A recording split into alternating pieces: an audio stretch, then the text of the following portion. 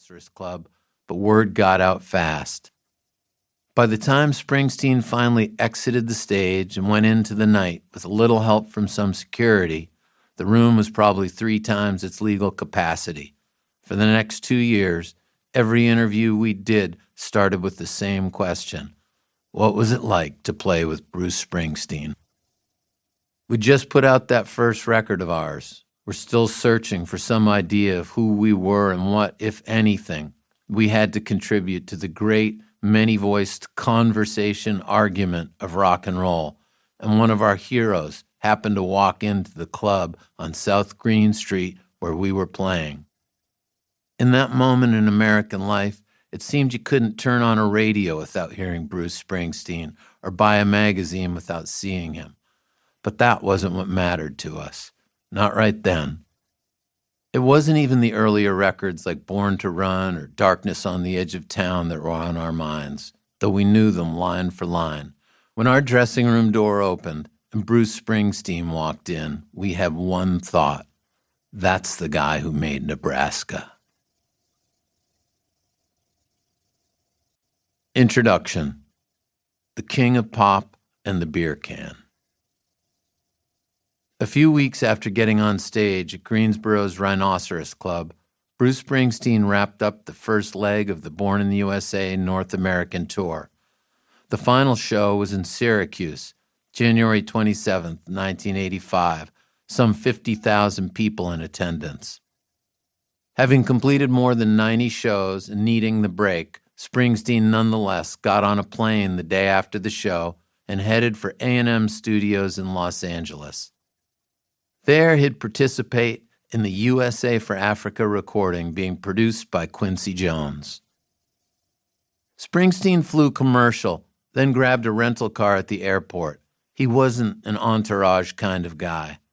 Roseanne Cash would later describe watching Springsteen walk unnoticed through a large crowd of New York City tourists, using only a hoodie. It's my invisibility cloak, he told her. He knew how to get around. When it came to Los Angeles, the city was a second home of sorts. LAX was a breeze. It was an easy, familiar drive from there to the A&M lot. They were valet parking cars at A&M. One of the attendants handling the operation was a top record executive willing to do some honest work if that was his only way to be a part of the evening. Husbands and wives, boyfriends, girlfriends, and children, none were allowed into the studio where the recording would happen. Steve Perry from Journey, first to come and last to leave, had already found a spot for himself in the control room when Springsteen was still on his way from the airport.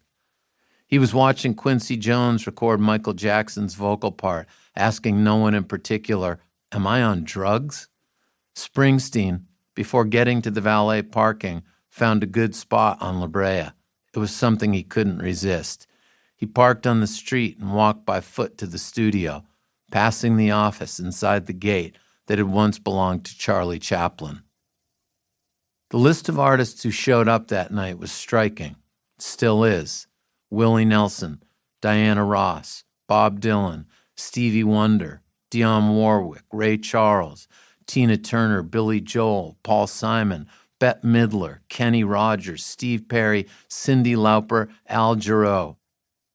There were others. Michael Jackson and Lionel Richie wrote the song they'd be singing. Historically speaking, it was the largest gathering of star power ever to come together in a recording studio to perform what most of them believed was a terrible song. "I don't think anybody liked it," Billy Joel recalled. Cyndi Lauper is reported to have described it as a Pepsi commercial. How did it all come together?